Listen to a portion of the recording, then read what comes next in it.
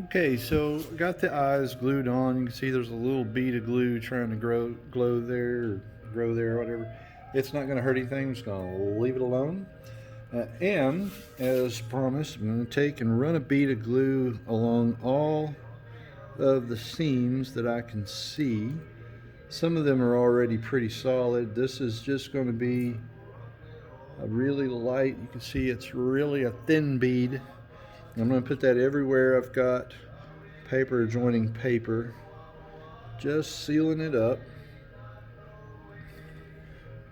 And what this does, just gives me a nice smooth surface. I don't have a whole lot to work with here on the nose or on the front of the mouth, not the nose, but I don't need a whole lot, just a little. And what I'm doing is just making sure everything is secured and sealed. And this is where having the opening of the mouth about the size of your hand helps a lot, because I'm just kind of rotate the tiki whichever direction I need to. And just notice got a little small bead. And put a bead all the way around.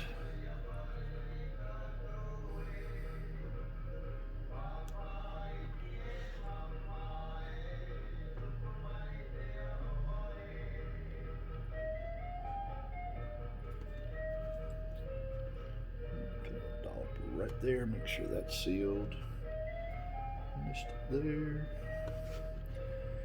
And now we'll get around the top of him here. Now this bead is not critical, but it is helpful. So we're going to make sure that it's there. My hands, the skin is so dry that it's not holding the paper well. We're just going to let that sit a minute, and here in a few minutes we'll come back and smooth all that over. Alright, so it's had a few minutes to sit and it started to firm up a little bit, which is all I want it to do. Some of it's kind of run in places I didn't want it to, but that's not a big deal. And I'm going to just take and wipe it with my finger. And what that does, it just kind of smooths out the joint. You can see it makes it nice and smooth. You give a little excess here and there, it doesn't matter. You can just wipe it on a paper towel or something. And what this does is it just closes any gaps, seals any seams, and also we're kind of creating a little layer of glue over the paper. And where the glue already was, the paper has drawn some of the moisture out of the glue and causes it to kind of thicken, almost gel, and it also softens the paper and swells the fibers so that they will actually absorb the glue better. So kind of like a win-win situation. So I'm just kind of trying to smooth this out. The back seam on this one worked out pretty good. I got a couple little gaps, but we'll fill those in and boom, done. All that excess glue just kind of wipes itself over the paper, which absorbs it happily. See, we get a nice smooth textured tiki, which is what we want. Kind of wrap that around. All good. Get the back side there.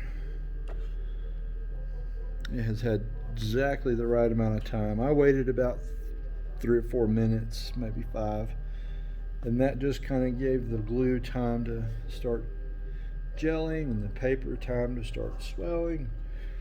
And you can really see how there's a little bead there. Watch, I'm going to just smooth it right out.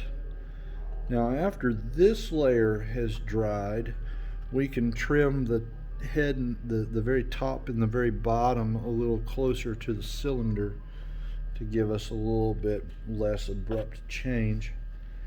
And it makes it that much smoother. I'm going to smooth a little into that eye opening there. And that, you can see the glue is just kind of smoothed on there. I don't want big globs and dollops all over the place. I just want to Nice, smooth, solid tiki, and when that glue dries, it's going to be really strong. The connections are going to be nice and solid. So I'll sit and let that wait for, I don't know, I'll probably leave this sitting for a couple, 2 or 3 hours and come back to it here after a while, and we will put the nose on. We'll pull the tape off and put the nose on, pull the tape off the eyes, and it'll be ready for the other details, which we'll talk about.